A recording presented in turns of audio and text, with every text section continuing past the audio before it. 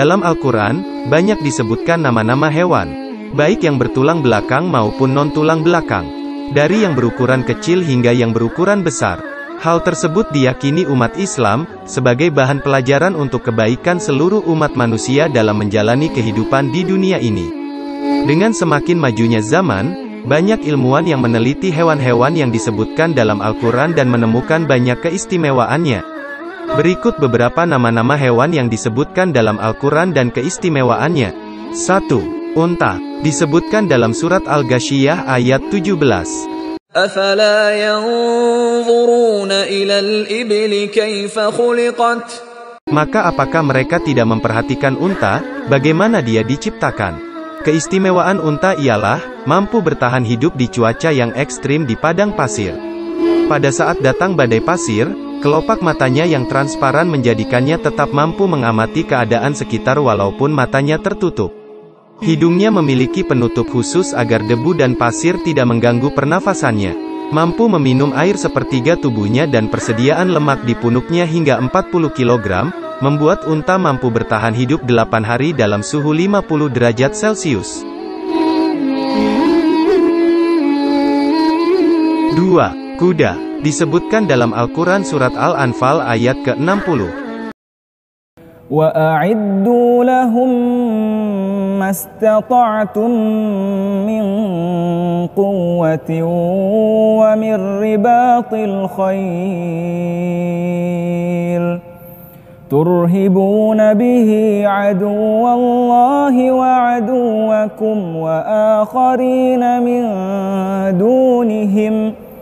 وآخرين من دونهم لا تعلمونهم الله يعلمهم وما تنفقوا من شيء في سبيل الله وما تنفقوا من شيء في سبيل الله يوفى إليكم وأنتم لا تظلمون.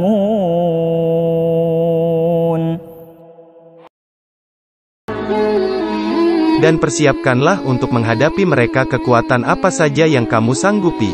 Dan dari kuda-kuda yang ditambat untuk berperang, yang dengan persiapan itu, kamu menggentarkan musuh Allah dan musuhmu dan orang-orang selain mereka yang kamu tidak mengetahuinya, sedang Allah mengetahuinya. Apa saja yang kamu nafkahkan pada jalan Allah, niscaya akan dibalas dengan cukup kepadamu, dan kamu tidak akan dianiaya, dirugikan. Keistimewaan kuda adalah hewan yang gesit, lincah dan tangguh untuk menjelajah berbagai medan di permukaan bumi. Hampir seluruh umat manusia di muka bumi menjadikan kuda sebagai kendaraan perang mereka. Allah Ta'ala yang menciptakan kuda menjadi kuat dan seimbang, hingga tidak mudah terjerembab pada saat berlari cepat. Badannya yang proporsional sangat nyaman untuk dikendarai. Menurut penelitian yang ada, kuda dapat memberikan efek yang bagus bagi kesehatan punggung penunggangnya. Nomor 3. Burung gagak, disebutkan dalam Al-Quran surat Al-Maidah ayat ke-31. فَبَعَثَ اللَّهُ غُرَابًا يَبْحَثُ فِي الْأَرْضِ لِيُرِيَهُ كَيْفَ يُوَارِي سَوْءَةَ أَخِيهِ قَالَ يَا وَيْلَتَى أَعَجَزْتُ أَنْ أَكُونَ مِثْلَ هَذَا الْغُرَابِ فَأُوَارِيَ سَوْءَةَ أَخِي فَأَصْبَحَ مِنَ النَّادِمِينَ. Kemudian Allah menyuruh seekor burung gagak menggali-gali di bumi, untuk memperlihatkan kepadanya, Kabil, bagaimana seharusnya menguburkan mayat saudaranya. Berkata Kabil, aduhai celaka aku, mengapa aku tidak mampu berbuat seperti burung gagak ini, lalu aku dapat menguburkan mayat saudaraku ini? Karena itu jadilah dia seorang di antara orang-orang yang menyesal. Keistimewaan burung gagak adalah, penelitian ilmuwan yang dilakukan akhir-akhir ini baru mengetahui jika burung gagak memiliki kecerdasan di atas rata-rata hewan lainnya, seperti anjing, lumba-lumba, gajah dan simpanse yang sebelumnya dikenal hewan cerdas.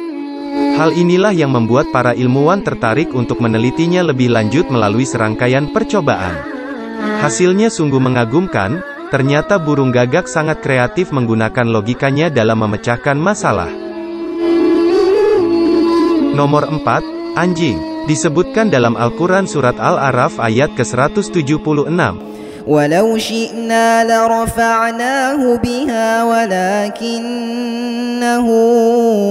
أخلد إلى الأرض واتبع هواه فمثله كمثل الكلب إن تحمل عليه يلهث أو تتركه يلهث ذلك مثل القوم الذين كذبوا بآياتنا فاقصص القصص لعلهم يتفكرون. Dan kalau kami menghendaki, sesungguhnya kami tinggikan derajatnya dengan ayat-ayat itu, tetapi dia cenderung kepada dunia dan menurutkan hawa nafsunya yang rendah. Maka perumpamaannya seperti anjing, jika kamu menghalaunya diulurkannya lidahnya, dan jika kamu membiarkannya dia mengulurkan lidahnya juga. Demikian itulah perumpamaan orang-orang yang mendustakan ayat-ayat kami. Maka ceritakanlah kepada mereka kisah-kisah itu agar mereka berfikir. Keistimewaan anjing adalah, selain dikenal hewan cerdas, daya penciuman anjing juga tajam dan dapat diandalkan untuk membantu pekerjaan manusia, khususnya untuk membantu dalam perburuan hewan di hutan. Umat Islam dilarang memelihara anjing, kecuali hanya sebagai penjaga rumah dan membantunya dalam perburuan. Dilarang juga menyentuh air liur anjing, karena najis. Dalam sebuah penelitian, air liur anjing adalah tempat keluarnya keringat, sehingga lidahnya menjadi kotor dan berkumpul semua bakteri berbahaya. Nomor 5, semut. Disebutkan dalam Al-Quran Surat An-Naml ayat ke-18. Hatta idza atau ala wadin naml, qalat namlatun ya ayyuhan naml udkhulu masakinakum la yahtimannakum Sulaiman wa junuduhu wa hum la yash'urun.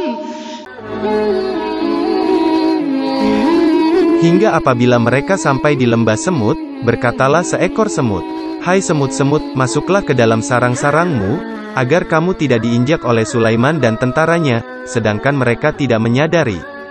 Keistimewaan semut adalah, semut merupakan hewan yang dapat berperang secara koloni dan terorganisir melawan koloni lainnya. Semut berperang untuk mendapatkan wilayah kekuasaan dan sumber makanan. Pada saat peperangan berakhir, koloni semut yang kalah akan menjadi budak.